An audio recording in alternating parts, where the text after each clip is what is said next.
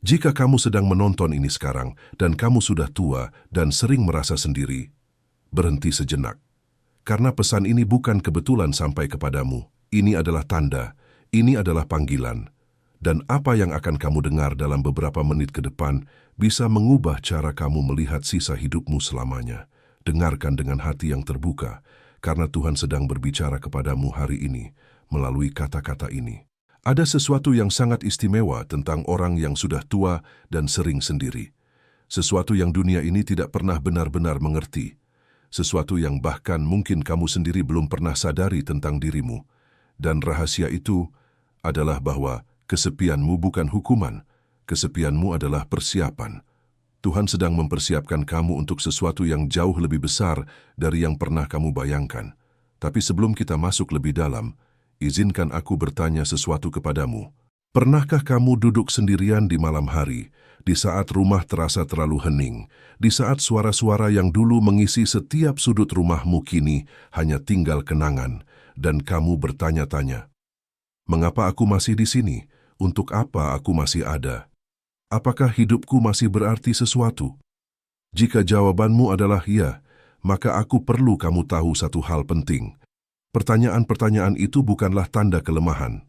Pertanyaan-pertanyaan itu adalah tanda bahwa jiwamu sedang terjaga, bahwa hatimu masih hidup dan berdenyut, bahwa ada sesuatu di dalam dirimu yang terus mencari makna yang lebih dalam, tujuan yang lebih tinggi, hubungan yang lebih nyata. Dan Tuhan melihat itu. Tuhan mendengar setiap pertanyaan yang kamu bisikkan dalam kesendirianmu. Bahkan saat tidak ada satupun manusia yang hadir di sisimu, Dia selalu hadir. Kita hidup di dunia yang memuja keramaian. Dunia yang menganggap kesibukan adalah kehormatan dan keheningan adalah kutukan. Dunia yang melihat orang tua yang sendiri dan langsung merasa kasihan, seolah-olah kesendirianmu adalah tragedi yang perlu diperbaiki. Tapi aku ingin memberitahumu sebuah kebenaran yang jarang diucapkan. Beberapa momen paling suci dalam sejarah manusia terjadi dalam kesunyian. Bukan di keramaian, bukan di tengah kerumunan, tapi dalam kesendirian yang khusyuk dan penuh. Musa bertemu dengan Tuhan di padang gurun yang sunyi, sendirian di hadapan semak yang menyala. Elia mendengar suara Tuhan bukan dalam angin besar, bukan dalam gempa, bukan dalam api, tapi dalam suara yang lembut dan halus, dalam keheningan setelah badai. Yesus pergi ke tempat-tempat sunyi untuk berdoa dan bersekutu dengan Bapa. Nabi Muhammad menerima wahyu pertamanya di Gua Hira, sendirian dalam ketenangan yang mendalam. Para nabi, para orang suci, para bijaksana sepanjang zaman, semuanya menemukan Tuhan dalam kesunyian. Dan kini kamu diberi hadiah yang sama. Kamu diberi kesunyian itu, bukan sebagai hukuman, tapi sebagai undangan. Undangan untuk masuk lebih dalam. Undangan untuk mengenal Tuhan dengan cara yang tidak mungkin kamu alami ketika hidupmu masih penuh dengan kebisingan, kesibukan, dan kewajiban yang tidak ada habisnya. Dulu mungkin kamu terlalu sibuk untuk benar-benar duduk dan mendengarkan. Terlalu banyak yang harus diurus. Anak-anak yang butuh perhatian, pekerjaan yang menuntut waktumu, keluarga yang harus dijaga, masyarakat yang mengharapkan banyak hal darimu, dan dalam semua itu, mungkin kamu tidak pernah benar-benar punya waktu untuk dirimu sendiri, untuk jiwamu sendiri. Sekarang kamu punya waktu itu, dan ini adalah anugerah yang luar biasa. Tapi aku tahu bahwa rasanya tidak selalu seperti anugerah, bukan? Terkadang rasanya seperti ditinggalkan. Terkadang rasanya seperti dunia sudah melupakan kamu. Terkadang kamu melihat anak-anakmu yang sibuk dengan kehidupan mereka sendiri, cucu-cucumu yang tumbuh begitu cepat dan jarang datang berkunjung, teman-teman lamamu yang satu persatu pergi meninggalkan dunia ini, dan hatimu merasakan sebuah rasa sakit yang sulit dijelaskan dengan kata-kata. Rasa sakit itu nyata, dan Tuhan tidak memintamu untuk berpura-pura bahwa itu tidak sakit. Tuhan tidak memintamu untuk tersenyum palsu dan berkata bahwa semua baik-baik saja ketika di dalam hatimu ada luka yang belum sembuh. Kejujuran itu adalah bentuk doa yang paling tulus. Dan Tuhan menghargai setiap air mata yang kamu tahan di balik senyummu. Tapi ada sesuatu yang perlu kamu pahami tentang kesepian dan rasa sakit yang kamu rasakan.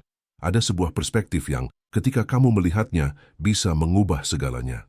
Dalam tradisi spiritual yang paling mendalam, Para bijaksana mengajarkan bahwa jiwa manusia seperti emas yang sedang dimurnikan.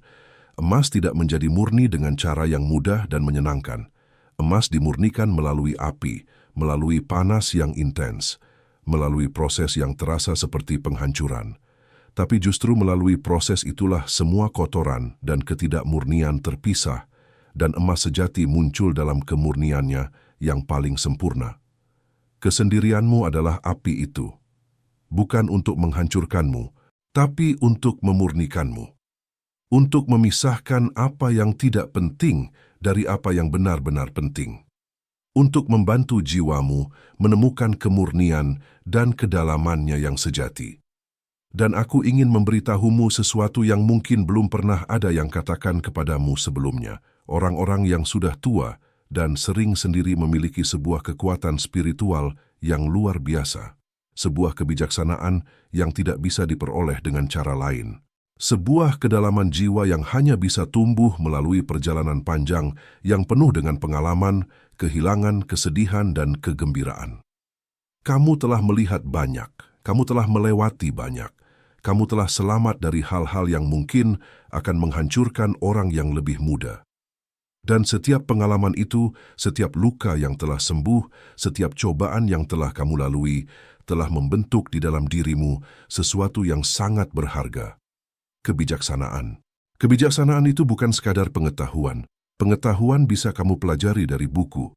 Tapi kebijaksanaan hanya bisa diperoleh melalui kehidupan yang sungguh-sungguh dijalani. Melalui kegembiraan dan kesedihan. Melalui cinta dan kehilangan. Melalui kesalahan dan pertobatan. Melalui doa-doa yang tidak terjawab sesuai harapan dan doa-doa yang terjawab dengan cara yang bahkan lebih indah dari yang kamu bayangkan. Kebijaksanaan itu sekarang ada di dalam dirimu. Dan ini bukan sesuatu yang perlu kamu simpan untuk dirimu sendiri. Ini adalah harta karun yang Tuhan berikan kepadamu untuk dibagikan. Tapi kamu mungkin bertanya, bagaimana aku bisa berbagi sesuatu ketika aku bahkan jarang bertemu orang? Bagaimana aku bisa berguna ketika badanku sudah tidak sekuat dulu? Bagaimana aku bisa membuat perbedaan ketika hidupku terasa begitu sempit dan terbatas? Dan aku ingin menjawab pertanyaan itu dengan sebuah cerita. Ada seorang wanita tua yang tinggal sendirian di sebuah desa kecil. Kakinya sudah tidak kuat untuk berjalan jauh. Matanya sudah tidak tajam untuk membaca seperti dulu. Tangannya sudah bergetar ketika mencoba melakukan pekerjaan yang dulu terasa mudah. Banyak orang di desa itu yang merasa kasihan kepadanya. Mereka melihatnya sebagai seseorang yang sudah tidak bisa berbuat banyak. Tapi setiap pagi, tanpa gagal, wanita tua itu bangun sebelum fajar. Dan di dalam kamarnya yang kecil, dalam gelap yang masih pekat, dia berdoa. Berdoa untuk setiap keluarga di desa itu. Satu persatu, dia sebut nama mereka. Dia doakan anak-anak mereka, pernikahan mereka, pekerjaan mereka, kesehatan mereka, jiwa mereka.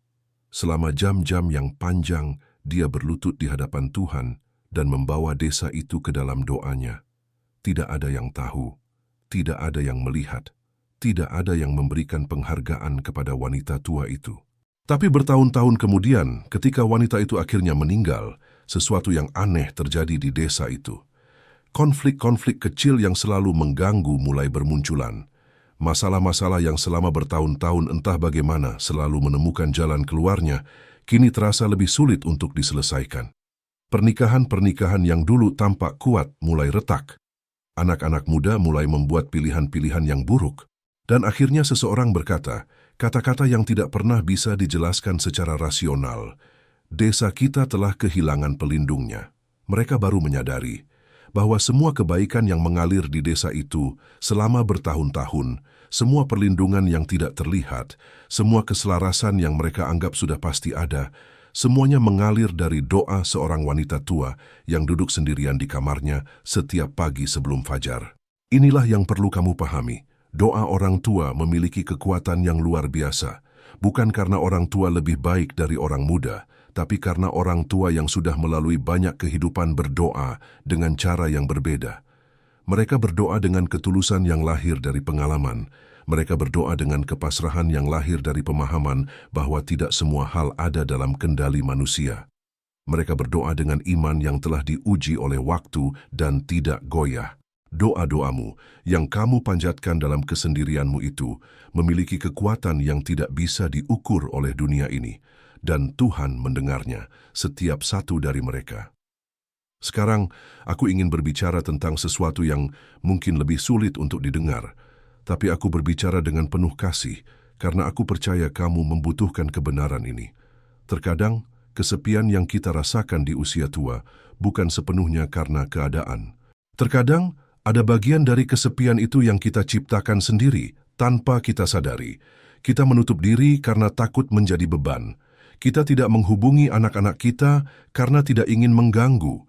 Kita tidak menceritakan perasaan kita karena tidak ingin terlihat lemah.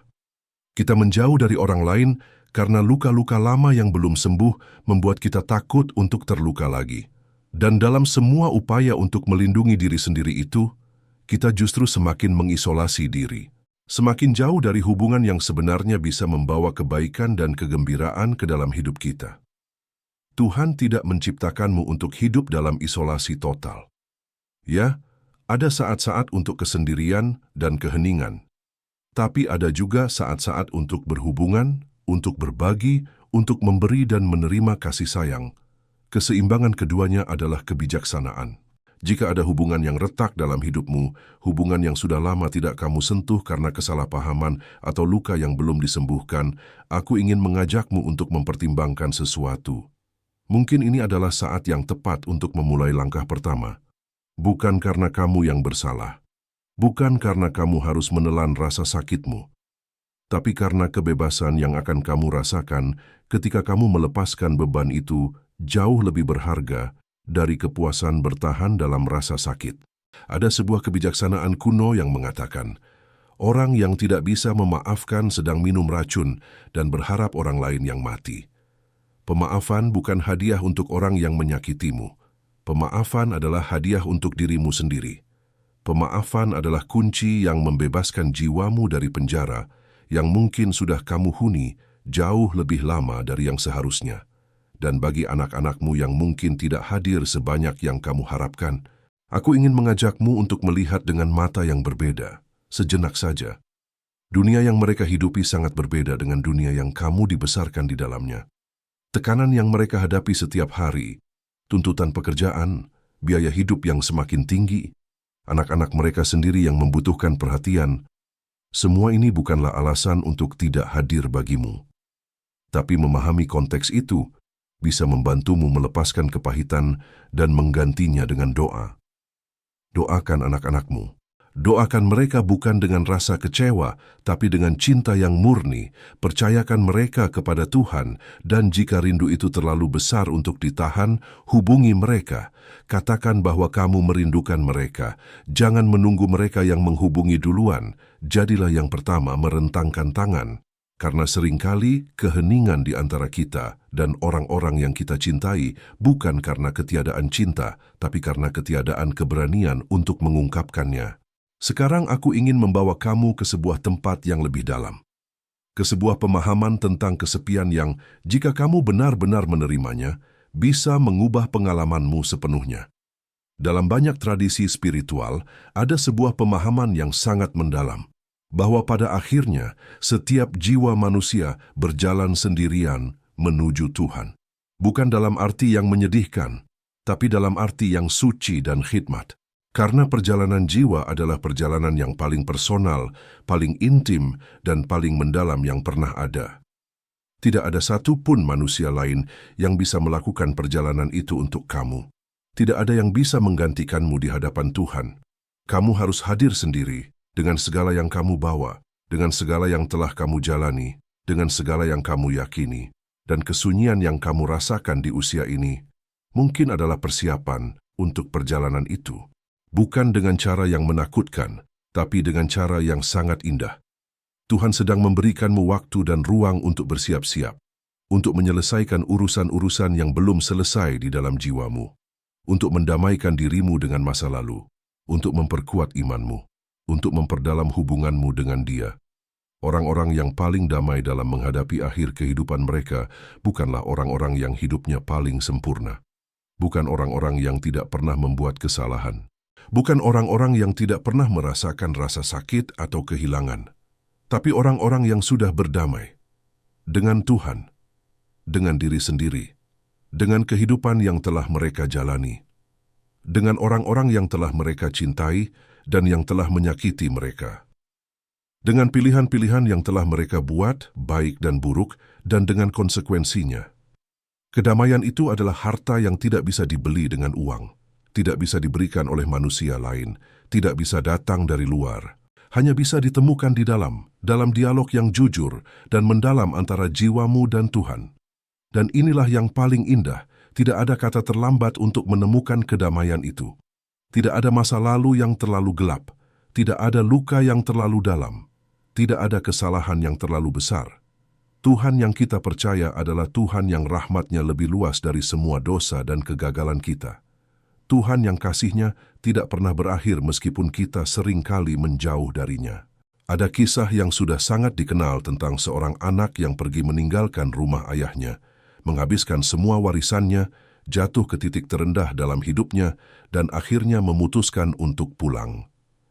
Dan ketika dia masih jauh, ayahnya sudah melihatnya, berlari menyambutnya dan memeluknya sebelum si anak sempat menyelesaikan kata-kata permintaan maafnya. Itulah gambaran Tuhan, yang selalu menunggu, yang selalu siap untuk menyambut, yang tidak menghitung berapa lama kamu pergi atau berapa banyak kesalahan yang kamu buat, yang hanya melihat hatimu yang kembali. Jika ada bagian dari hidupmu yang masih terasa belum selesai di hadapan Tuhan, inilah saatnya, inilah momennya. Tidak perlu bangunan megah, tidak perlu saksi manusia, hanya perlu satu hal, hatimu yang tulus dan kata-kata yang jujur yang kamu arahkan kepadanya.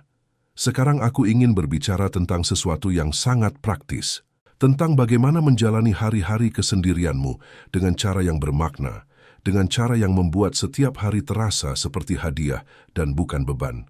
Mulailah hari dengan syukur, bukan syukur yang dibuat-buat atau diucapkan hanya karena itu hal yang benar untuk dilakukan, tapi syukur yang nyata, yang lahir dari kesadaran bahwa setiap pagi yang kamu bangunkan di dalamnya adalah bukti nyata bahwa Tuhan belum selesai dengan hidupmu, bahwa masih ada alasan untuk kamu ada di sini, bahwa masih ada sesuatu yang Tuhan mau kerjakan melalui hidupmu.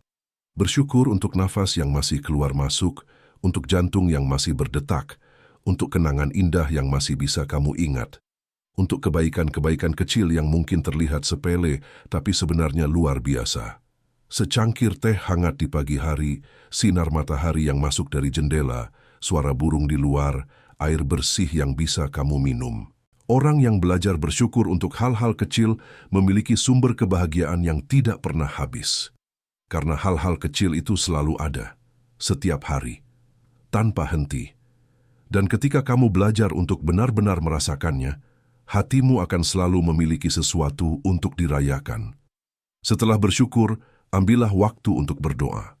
Bukan doa yang tergesa-gesa karena ada hal lain yang perlu kamu lakukan, tapi doa yang sungguh-sungguh, doa yang lahir dari percakapan yang nyata dengan Tuhan. Ceritakan hari-harimu kepadanya. Ceritakan perasaanmu. Ceritakan kekhawatiranmu. Ceritakan harapanmu. Ceritakan kenangan-kenangan yang masih kamu bawa. Tuhan tidak butuh laporan yang formal dan terstruktur. Dia ingin percakapan. Dia ingin ketulusanmu. Dia ingin kamu datang kepadanya sebagaimana adanya, bukan sebagaimana seharusnya. Dan kemudian, cari satu hal yang bisa kamu lakukan untuk orang lain setiap hari. Mungkin itu sebatas doa untuk seseorang yang sedang kamu ingat. Mungkin itu pesan singkat yang kamu kirimkan kepada seseorang yang sudah lama tidak kamu sapa.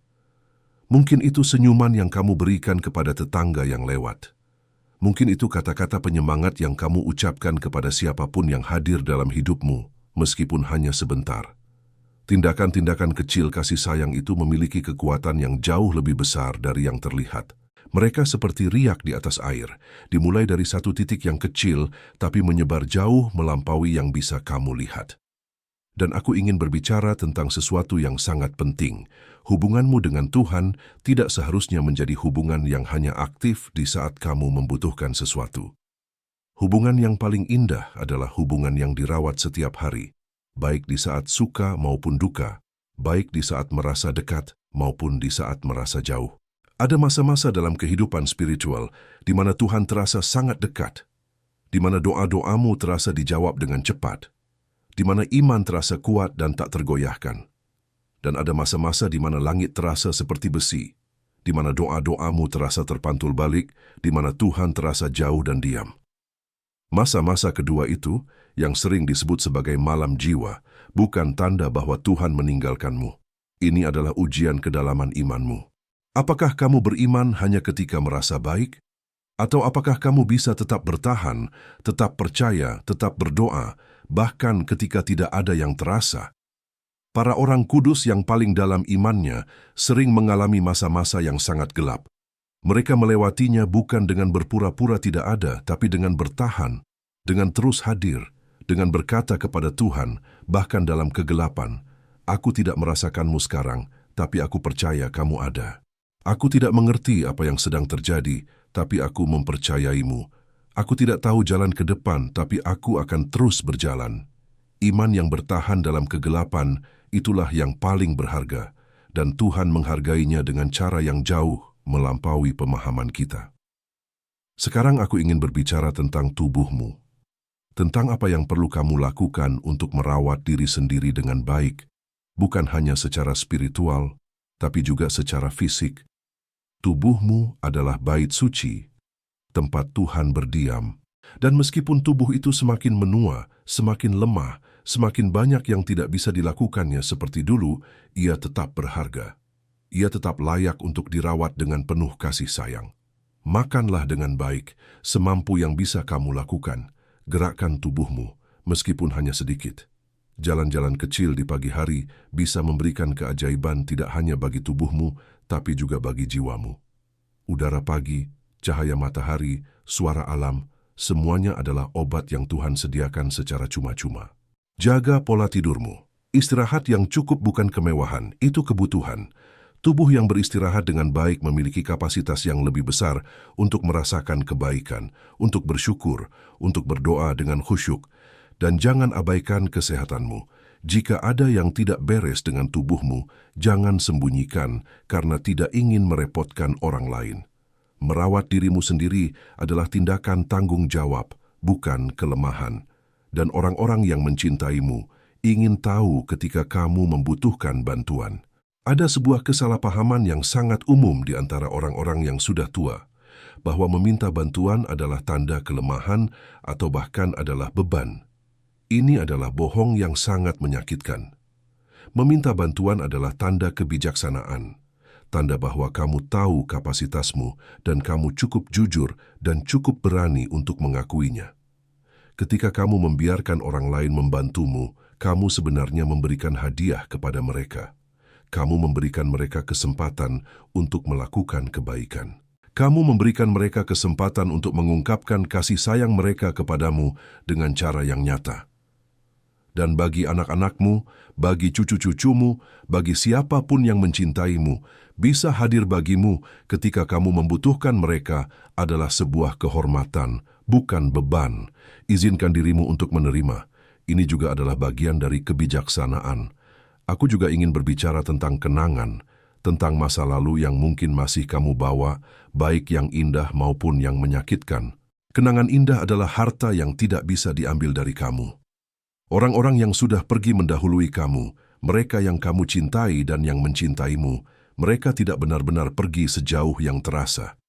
Mereka hidup di dalam kenanganmu, di dalam cara kamu tertawa, di dalam nilai-nilai yang mereka tanamkan dalam hidupmu, di dalam cara kamu memperlakukan orang lain.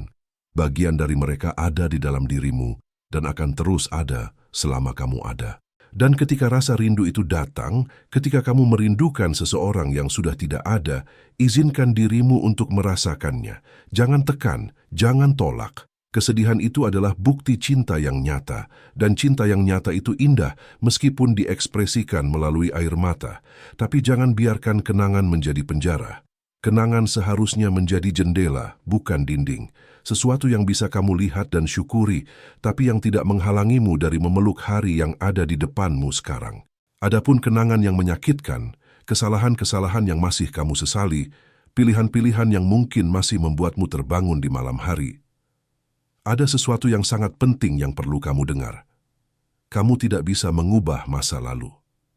Tidak ada satupun kekuatan di dunia ini yang bisa melakukannya. Tapi kamu bisa mengubah hubunganmu dengan masa lalu. Pertobatan yang sejati bukan hanya tentang menyesali apa yang sudah dilakukan. Pertobatan yang sejati adalah tentang menerima pengampunan Tuhan yang sungguh-sungguh, kemudian memaafkan dirimu sendiri, kemudian melangkah maju dengan hati yang lebih ringan. Tuhan tidak ingin kamu terus-menerus menghukum dirimu sendiri untuk kesalahan yang sudah Dia ampuni. Itu bukan kerendahan hati, itu adalah kurangnya kepercayaan pada kasih karunia-Nya.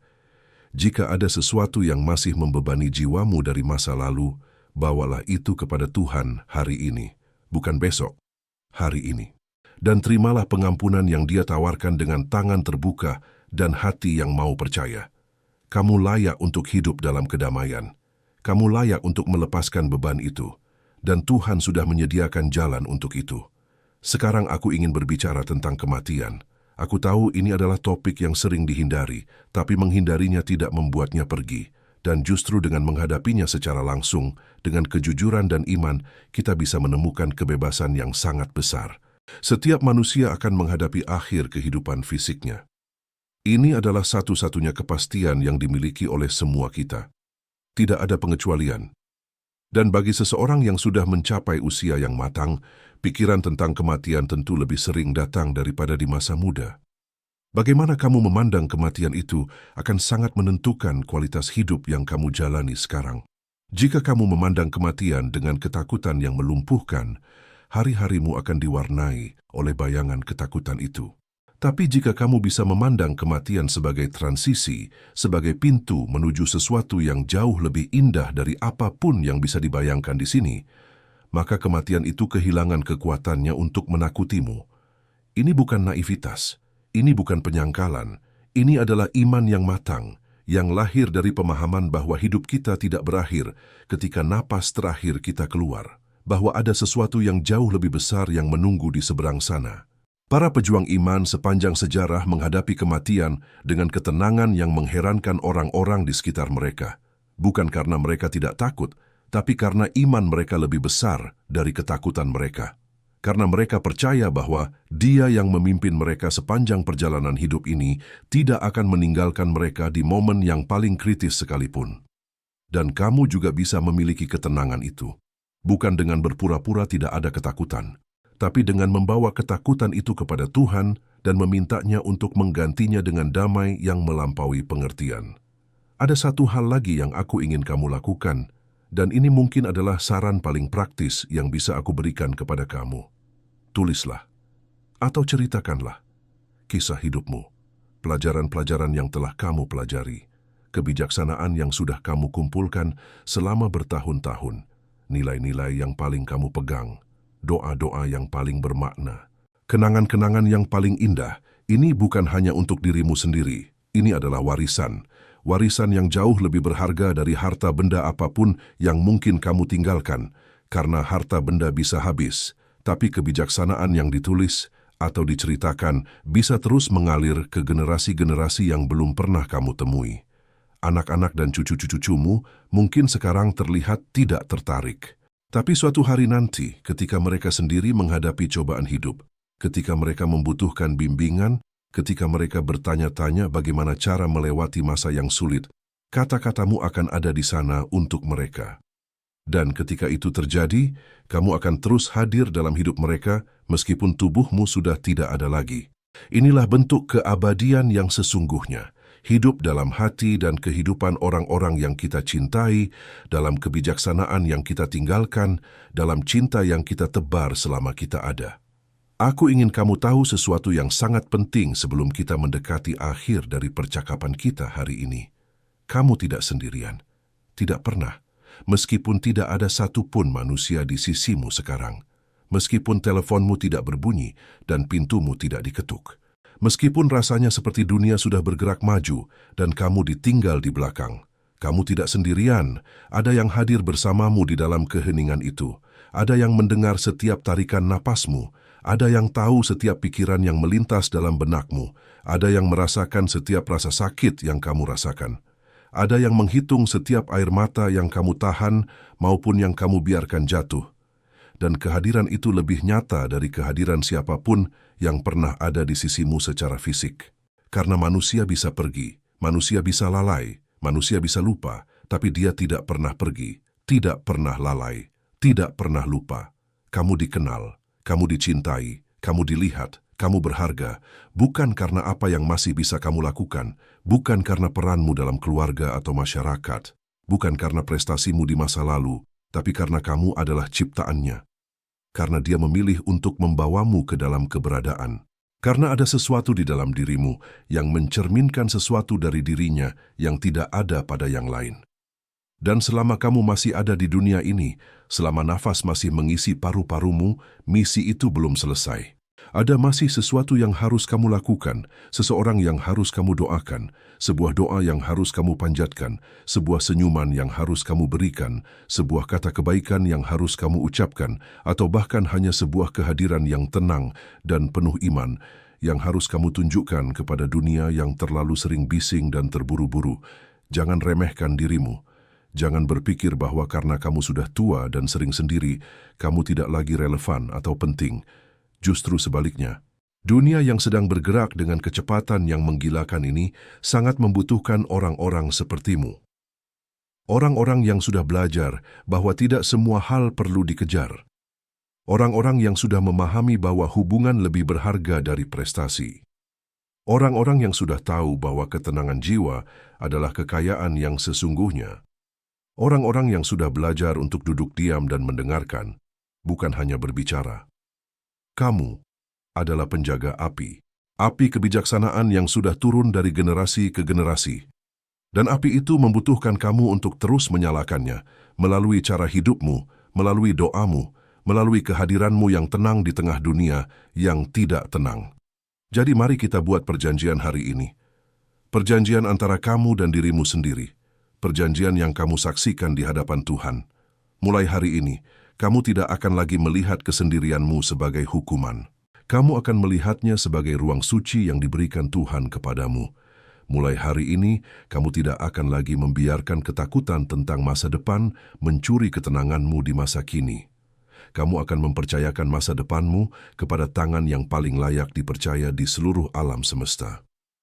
Mulai hari ini, kamu tidak akan lagi membandingkan hidupmu dengan hidup orang lain atau merasa bahwa hidupmu kurang berharga.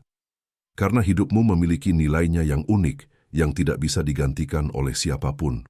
Mulai hari ini, kamu akan merawat dirimu sendiri dengan kasih sayang, karena kamu adalah bait suci Tuhan yang hidup. Mulai hari ini, kamu akan berdoa dengan keyakinan yang baru bahwa doa-doamu didengar, diterima, dan dijawab dengan cara terbaik yang Tuhan ketahui. Dan mulai hari ini, kamu akan membuka hatimu untuk menerima kasih sayang dan pertolongan yang mungkin Tuhan kirimkan melalui orang-orang di sekitarmu, bahkan melalui cara-cara yang tidak terduga. Ini adalah janji yang sangat sederhana. Tapi jika kamu memegang janji ini, hidupmu akan mulai berubah, tidak sekaligus, tidak secara dramatis. Tapi perlahan-lahan, satu hari dalam satu waktu, kamu akan mulai merasakan bahwa hari-harimu lebih ringan. Bahwa ada sumber sukacita yang tidak tergantung pada siapa yang hadir di sisimu atau apa yang terjadi di sekitarmu. Sukacita itu ada. Ia sedang menunggumu. Dan ia berasal dari sumber yang tidak pernah kering. Sebelum kita mengakhiri percakapan kita hari ini, aku ingin mengajakmu untuk berdoa bersama. Tidak perlu berlutut jika tubuhmu tidak memungkinkan. Tidak perlu menutup mata jika kamu tidak mau. Cukup buka hatimu dan biarkan kata-kata ini menjadi doamu. Ya Tuhan, Engkau yang menciptakanku dengan tujuan yang jauh melampaui pemahaman saya. Engkau yang hadir bersamaku di setiap momen kehidupan saya, baik di saat saya merasa dekat denganmu maupun di saat saya merasa jauh. Engkau yang mengenal saya jauh lebih baik dari siapapun, bahkan lebih baik dari diri saya sendiri. Hari ini saya datang kepadamu dengan apa adanya saya, dengan semua kelemahan saya, dengan semua pertanyaan saya yang belum terjawab, dengan semua rasa sakit yang masih saya bawa, dengan semua kerinduan yang ada di dalam hati saya. Bantu saya untuk melihat kesendirian saya dengan mata yang baru. Bantu saya untuk menemukan kehadiran-Mu di dalam keheningan. Bantu saya untuk percaya bahwa saya masih berarti, masih memiliki tujuan, masih dicintai oleh-Mu tanpa syarat apapun. Pulihkan setiap hubungan yang retak yang masih bisa dipulihkan. Sembuhkan setiap luka yang masih terbuka.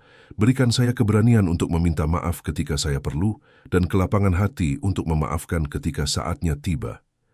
Jaga orang-orang yang saya cintai, meskipun kami berjauhan. Berikan mereka apa yang mereka butuhkan, bahkan yang mereka sendiri tidak tahu mereka butuhkan. Dan ketika hari terakhir saya tiba, izinkan saya untuk pergi dalam damai, dengan iman yang telah teruji oleh waktu, dengan hati yang telah berdamai dengan semua yang pernah terjadi, dan dengan keyakinan bahwa saya pergi ke tempat yang jauh lebih indah dari yang pernah bisa saya bayangkan. Terima kasih karena tidak pernah melepaskan tangan saya. Bahkan ketika saya tidak merasakannya, tangan-Mu selalu ada. Terima kasih untuk setiap pagi yang saya diberi kesempatan untuk membuka mata. Terima kasih untuk setiap napas yang masih mengisi dada saya. Terima kasih untuk cinta-Mu yang tidak pernah habis dan tidak pernah berubah. Amin. Dan kamu yang sudah mendengarkan sampai di sini, yang sudah meluangkan waktu untuk membiarkan kata-kata ini masuk ke dalam hatimu, aku ingin kamu tahu, tidak ada kebetulan yang membawamu ke sini hari ini. Sesuatu yang jauh lebih besar dari kebetulan sedang bekerja di dalam hidupmu. Tuhan sedang berbicara kepadamu melalui kata-kata ini, melalui rasa rindu yang kamu rasakan, melalui pertanyaan-pertanyaan yang ada di dalam hatimu, melalui keheningan yang sekarang kamu duduk di dalamnya. Dengarkan, buka hatimu, dan percayalah bahwa perjalanan yang paling indah dari hidupmu mungkin bukan yang sudah kamu lewati, tapi yang sedang kamu jalani sekarang. Dalam keheningan, dalam kesendirian yang suci, dalam persekutuan yang mendalam antara jiwamu dan Dia yang menciptakanmu dengan penuh cinta. Kamu tidak sendirian. Kamu tidak terlupakan. Kamu tidak sia-sia. Kamu adalah bagian dari sebuah cerita yang jauh lebih besar dari yang bisa kamu lihat. Dan cerita itu belum selesai. Tidak, belum. Halaman-halaman terbaik mungkin masih menunggumu untuk dituliskan. Tetaplah berdoa, tetaplah beriman, tetaplah bersyukur, dan tetaplah ada. Karena keberadaanmu di dunia ini membuat perbedaan yang mungkin tidak akan pernah kamu ketahui sepenuhnya sampai kamu berada di sisi lain dari kehidupan ini. Dan pada hari itu, ketika kamu akhirnya melihat gambaran lengkapnya, ketika kamu melihat betapa banyak hal yang telah Tuhan kerjakan melalui hidupmu, melalui doa-doamu, melalui kesabaranmu, melalui imanmu yang bertahan bahkan dalam kegelapan, kamu akan mengerti. Dan pemahaman itu akan membuatmu tersenyum dengan senyuman yang paling indah yang pernah ada. Sampai saat itu tiba, tetaplah di sini. Tetaplah bersama kami. Dan biarlah setiap hari yang Tuhan berikan menjadi hari yang kamu jalani dengan penuh, dengan syukur, dengan iman, dan dengan cinta yang mengalir dari sumber yang tidak pernah kering. Tuhan memberkatimu hari ini, besok, dan selamanya. Dan karena aku tahu bahwa kata-kata seringkali lebih mudah didengar daripada dijalani, aku ingin menemanimu sedikit lebih lama, karena ada hal-hal lain yang perlu kita bicarakan. Hal-hal yang mungkin tidak pernah dibicarakan orang kepadamu dengan jujur dan penuh kasih. Mari kita bicara tentang rasa tidak berguna. Perasaan bahwa kamu sudah tidak lagi diperlukan, bahwa dunia sudah bisa berjalan tanpa kamu, bahwa kontribusimu sudah habis dan sekarang kamu tinggal menunggu. Perasaan ini sangat umum di antara orang-orang yang sudah memasuki usia lanjut, dan ini adalah salah satu perasaan yang paling menyiksa yang bisa dialami oleh manusia. Karena kita semua, di dalam lubuk hati kita yang paling dalam, membutuhkan rasa bahwa keberadaan kita berarti sesuatu. Bahwa kita tidak hanya mengambil tempat di dunia ini, tapi memberikan sesuatu kepada dunia ini. Tapi inilah yang perlu kamu ketahui. Rasa berguna tidak harus selalu berwujud dalam bentuk yang terlihat oleh mata. Tidak harus dalam bentuk pekerjaan yang produktif, prestasi yang bisa diukur, atau kontribusi yang bisa dilaporkan. Ada sebuah bentuk kontribusi yang paling kuat dan paling abadi yang tidak terlihat oleh mata. Doa. Kita sudah membicarakannya tadi, tapi aku ingin kita masuk lebih dalam ke sini karena ini sangat penting. Ketika seorang ibu yang sudah tua berdoa untuk anaknya yang sedang berjuang di kota yang jauh, sesuatu terjadi. Bukan hanya di tingkat spiritual yang abstrak, tapi dalam realita kehidupan nyata. Anak itu mendapat kekuatan yang tidak bisa dia jelaskan. Anak itu membuat pilihan yang tepat di saat yang kritis. Anak itu terhindar dari bahaya yang dia sendiri tidak tahu sedang mengancam. Anak itu merasakan kehadiran sesuatu yang menopangnya ketika segalanya terasa akan runtuh. Dan ibu itu yang duduk sendirian di rumahnya yang sunyi tidak pernah tahu. Dia mungkin bahkan bertanya-tanya apakah doanya ada gunanya. Apakah Tuhan sungguh-sungguh mendengar? Dia mendengar. Dia selalu mendengar. Jika kamu pernah merasakan kehadiran yang tidak terlihat di saat paling gelap dalam hidupmu, kehadiran yang memberikanmu kekuatan untuk satu langkah lagi, padahal kamu sudah merasa tidak sanggup, kemungkinan besar di balik kehadiran itu ada seseorang yang sedang berdoa untukmu. Seseorang yang mungkin tidak pernah kamu kenal namanya. Seseorang yang kamu bahkan tidak tahu keberadaannya. Dan kamu, dengan doamu, bisa menjadi kehadiran itu bagi orang lain. Bagi anak-anakmu, bagi cucu-cucumu, bagi tetanggamu, bagi orang-orang yang tidak kamu kenal tapi yang kamu tahu membutuhkan pertolongan. Ini adalah pelayanan yang paling mulia, pelayanan yang tidak membutuhkan tubuh yang kuat, pikiran yang tajam, atau modal yang besar. Hanya membutuhkan hati yang mau, lutut yang mau berlutut, atau bibir yang mau bergerak, dan iman yang mau percaya bahwa Tuhan mendengar dan bertindak. Kamu bisa menjadi agen perubahan yang paling kuat dalam kehidupan orang-orang yang kamu cintai, bukan melalui apa yang kamu lakukan dengan tanganmu, tapi melalui apa yang kamu ucapkan di hadapan Tuhan. Mari kita juga berbicara tentang warisan yang lebih dalam, bukan warisan dalam bentuk harta atau benda, tapi warisan karakter, warisan nilai, warisan iman. Pernahkah kamu berpikir bahwa cara kamu menghadapi kesulitan dengan ketenangan dan iman secara langsung mempengaruhi bagaimana anak-anakmu dan cucu-cucumu akan menghadapi kesulitan dalam hidup mereka kelak? Bahwa cara kamu berbicara tentang Tuhan, tentang harapan, tentang makna kehidupan, tertanam dalam jiwa mereka jauh lebih dalam dari yang pernah kamu bayangkan. Ada penelitian yang menunjukkan bahwa pengaruh orang tua dan kakek nenek terhadap nilai-nilai spiritual dan moral anak-anak jauh lebih besar dari pengaruh guru, teman sebaya, atau media. Karena pengaruh itu tidak datang melalui ceramah atau pengajaran formal, tapi melalui hidup yang dijalani, melalui reaksi yang diperlihatkan, melalui cara menghadapi kehilangan, kekecewaan, dan ketidakpastian. Ketika cucu-cucumu melihat nenek atau kakek mereka yang sudah tua masih berdoa setiap hari, masih bersyukur meskipun tubuh sudah lemah, masih tersenyum meskipun hidup tidak mudah, mereka menerima pelajaran yang tidak bisa diajarkan oleh universitas manapun di dunia. Mereka belajar bahwa iman itu nyata, bahwa harapan itu mungkin, bahwa manusia bisa menghadapi yang terburuk dan tetap tegak, bahwa ada sesuatu yang jauh lebih besar dari diri kita yang menopang kehidupan ini. Pelajaran itu akan mereka bawa seumur hidup. Dan ketika mereka sendiri menghadapi badai, ketika mereka berada di titik di mana segala sesuatu terasa tidak mungkin dan tidak ada jalan keluar, gambar itu akan muncul kembali.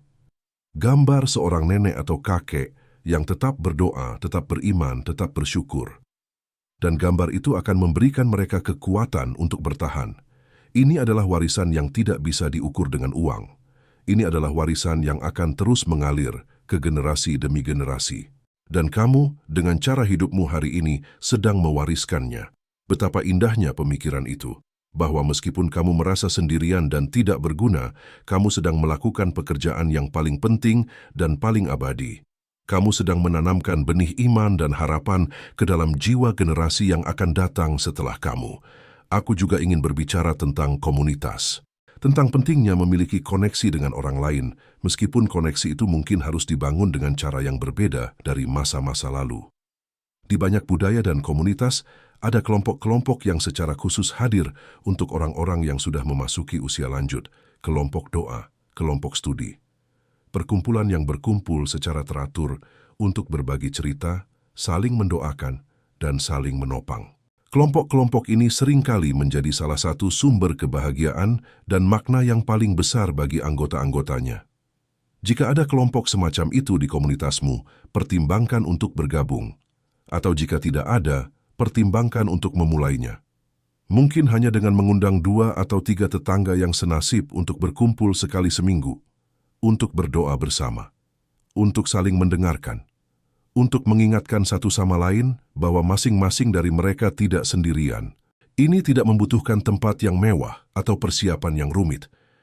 Hanya membutuhkan keberanian untuk mengambil langkah pertama dan hati yang cukup terbuka untuk menyambut orang lain.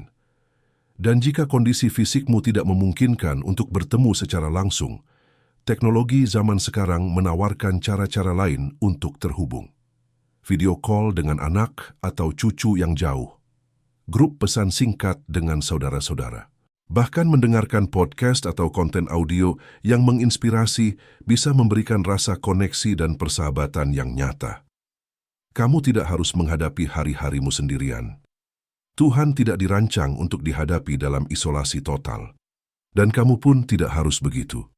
Izinkan aku juga menyentuh satu hal yang mungkin sangat sensitif. Rasa takut tentang apa yang akan terjadi pada dirimu ketika kamu semakin tidak mampu merawat diri sendiri.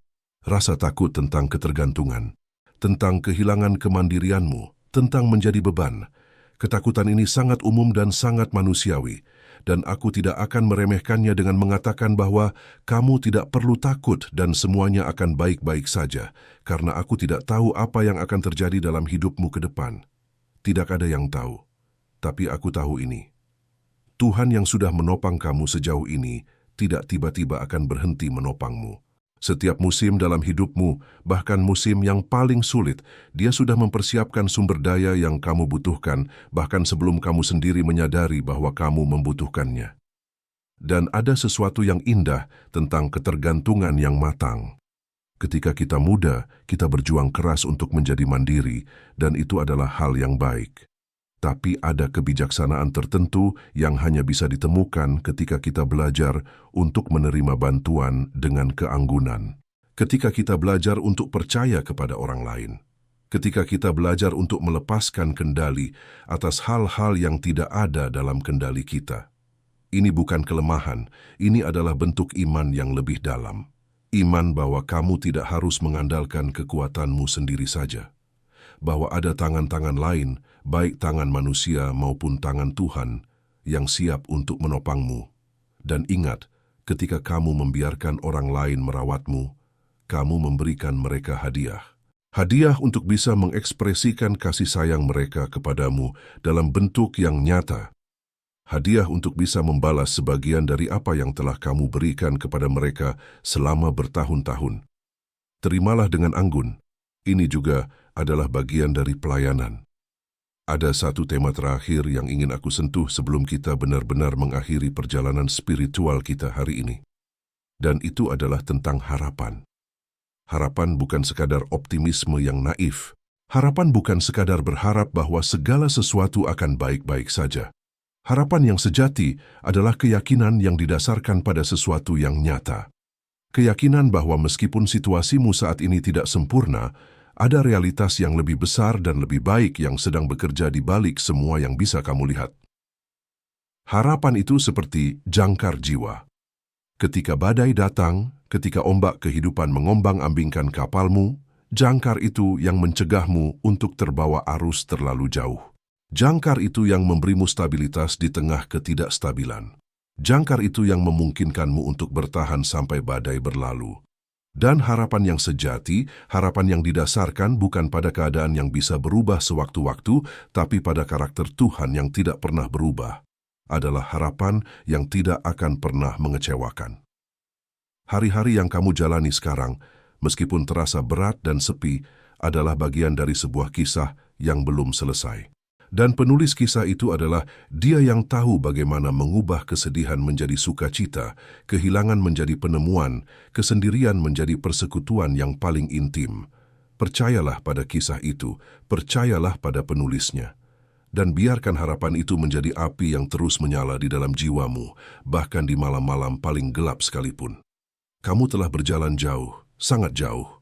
Kamu telah melewati hal-hal yang hanya kamu dan Tuhan yang tahu. Kamu telah bertahan melalui musim-musim yang mungkin akan menghancurkan orang yang lebih muda. Dan kamu masih di sini, masih bernafas, masih merasakan, masih mencari, masih percaya. Itu bukan hal yang kecil, itu adalah bukti kekuatan yang luar biasa. Dan Tuhan melihat itu. Dia menghargainya. Dan pada waktunya, dalam caranya yang selalu sempurna, Dia akan menunjukkan kepadamu betapa berartinya perjalananmu itu. Jadi bertahanlah, tetaplah berdoa, tetaplah berharap, tetaplah mencintai dirimu sendiri, orang-orang di sekitarmu, dan Tuhan yang tidak pernah berhenti mencintaimu sejak hari pertama kamu ada. Perjalanan ini belum berakhir, dan bagian terbaiknya mungkin masih di depan. Tuhan memberkatimu dengan damai yang melampaui pengertian, dengan sukacita yang tidak tergantung pada keadaan, dengan kekuatan yang diperbarui setiap pagi, dan dengan keyakinan bahwa kamu, tepat seperti apa adanya kamu sekarang, adalah karyanya yang sangat dikasihinya. Sampai bertemu lagi, jaga dirimu baik-baik.